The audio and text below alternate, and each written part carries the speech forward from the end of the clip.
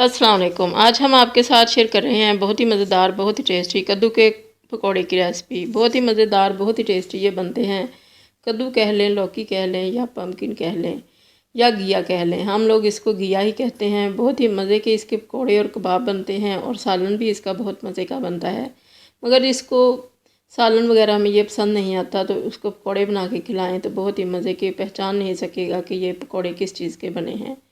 तो इसके लिए हमने हाफ़ के जी लिए हैं कद्दू। इनको कश कर लिया है, ग्रेट कर लिया है अच्छी तरह से और पहले से ही इनको वॉश कर लिया था, पानी के अंदर इसको नहीं डाला है। तो अब इसके अंदर हमने बेसन ऐड कर दिया है। बेसन को हमने छान लिया है और ये थोड़ा सा ज़्यादा गया है 1 पाव से। तो ये हमने इसके अंदर ऐड कर दिया है और इसके अंदर अब हमने पानी ऐड नहीं करना और स्पाइसेस वगैरह डालेंगे। ये हमने तकरीबन 2 चुटकी के बराबर डाल दिया है इसमें अजवाइन, और ये नमक है, टेस्ट के अकॉर्डिंग डाल लें।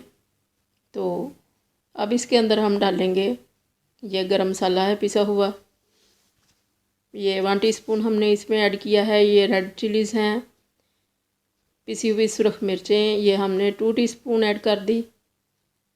और अब इसके अंदर हमने ये साबुत धनिया है दरदरा सा कुटा हुआ, ये 1 टीस्पून डाल दिया। और ये है कलौंजी, तकरीबन 2 चुटकियाँ इसमें हमने कलौंजी की डाल दी हैं। और अब इसके अंदर हम डालेंगे ये ज़ीरा है भुना हुआ, 2 टीस्पून इसके अंदर ज़ीरा डाल दिया है। और ये है हमारे पास ग्रीन स्पाइसेस, और ये हमने एक बड़ा प्याज लिया, उसको छोटा छोटा सा बारीक काट लिया, और धनिया और थोड़ी सी सब्ज़ मिर्चें हैं।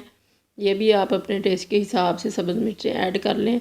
हमें ज़रा ज़्यादा पसंद है सब्ज़ मिर्चें तो हमने ज़्यादा डाल ली हैं, तकरीबन 6 से 7 हमने सब्ज़ मिर्चें डाली हैं। अब इसको हम अच्छी तरह से मिक्स करेंगे, और ये चम्मच के साथ बिल्कुल भी अच्छा मिक्स नहीं हो रहा तो हमने अब हाथ के साथ इसको मिक्स करना है। और 2 से 3 बार हमने इसके अंदर डाला है बेसन, और 1 पाव से ज़रा सा ज़्यादा गया है। जितना इसके अंदर ठीक रहेगा, जितना इसको हमने रखना है लिक्विड फॉर्म में, जितना इसका बैटर अच्छा सा पकौड़े वाला होता है उतना हमने इसको रखना है।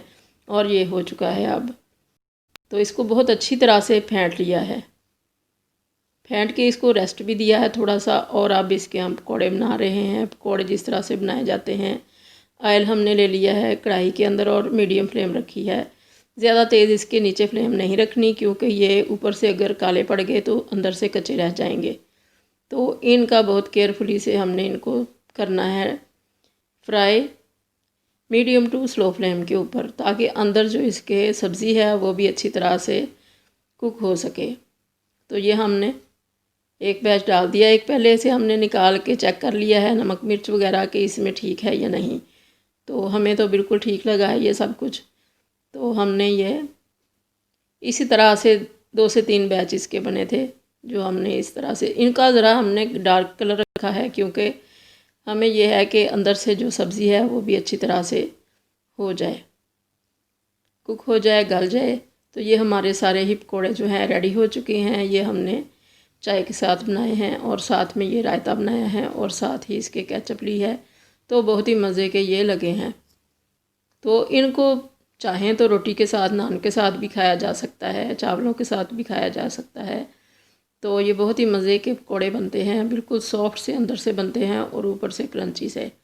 तो ये डिनर के लिए हम तैयार कर रहे हैं रायता, और साथ हमने काली मिर्चें डाली हैं, नमक और ज़ीरा डाला है दही के अंदर, और इसको अच्छी तरह से बीट कर लिया। और ये सिंपल से राइस बनाए हैं चने की दाल के, और साथ पकौड़े और साथ में रायता। बहुत ही मज़े का ये डिनर हमारा तैयार हो चुका है। आप भी इस तरह से बना के देखें, अल्लाह करे आपको बहुत पसंद आए।